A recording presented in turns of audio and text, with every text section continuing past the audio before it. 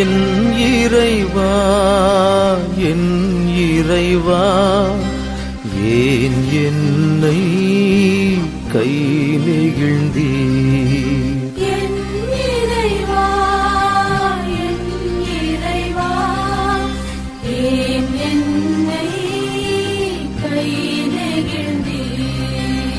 என்னை பார்ப்போர் எல்லாரும் என்னை ஏளனம் செய்கின்றனர், உதட்டை பிதுக்கி தலையை அசைக்கின்றனர். ஆண்டவர் மீது நம்பிக்கை வைத்தானே, அவர் மீட்கட்டும். அவருக்கு இவன் மீது பிரியமிருந்தால் இவனை விடுவிக்கட்டும் என்றார்கள்.